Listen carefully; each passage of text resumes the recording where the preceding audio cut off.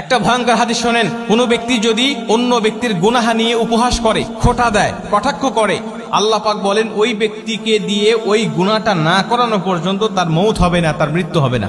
মানে আপনি আপনার ভাইয়ের কোনো গুনাহ নিয়ে খোঁটা দিচ্ছেন, কটূক্তি করতেছেন, উপহাস করছেন, মানুষের মাঝে বলে বেড়াচ্ছেন, ওই গুনাহ আল্লাহ আপনাকে দিয়ে করাবে, তারপরে আপনাকে দুনিয়া থেকে টান দিবে।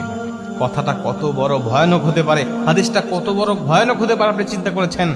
আপনি মানুষের গুনাহ নিয়ে খোঁটা দিচ্ছেন, আপনি মানুষের গুনাহ নিয়ে কটাক্ষ করছেন, আপনি মানুষের গুনাহ নিয়ে উপহাস করে বেড়াচ্ছেন, আল্লাহ আপনাকে ওই গুনাহটাকে করাবেন। রাসূল সাল্লাল্লাহু আলাইহি ওয়াসাল্লাম একজন সাহাবী মদ পান করেছিলেন। আল্লাহ রাসূল তাকে যখন মদের শাস্তি দিচ্ছিলেন, ওই সাহাবী এটা দেখে উপহাস করতেছিল এবং তাকে গুনাহগার বলে বারবার ভর্ৎসনা দিতেছিল এবং বলতেছিল সে কত বড় গুনাহ করেছে, সে কত বড় অন্যায় করেছে, মদ পান করেছে, এটা বলে বলে মানুষের কাছে প্রচার করতেছিল। আল্লাহ রাসূল তাকে ডাক দেয়া বলেন, তুমি শয়তানকে কেন সাহায্য করছো? তুমি শয়তানকে কেন সহযোগিতা করছো?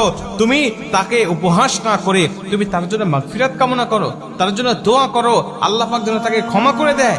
তুমি সেটা না করে তুমি মুসলিম হয়ে তোমার মুসলিম ভাইয়ের গুনাহ নিয়ে তুমি উপহাস করছো।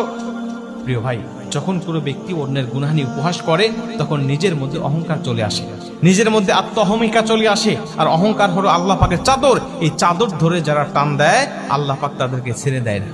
অহংকার করবেন না। এবং উপহাস করা, মানুষের গুনাহ নিয়ে কটাক্ষ করা, এটা হলো কবিরা গুনাহ। যেই কবিরা গুনাহ আপনার যদি একটা থাকে আমলনামায়, ওই একটা কবিরা গুনাহ আপনাকে জাহান্নামে নিয়ে যাওয়ার জন্য যথেষ্ট হবে।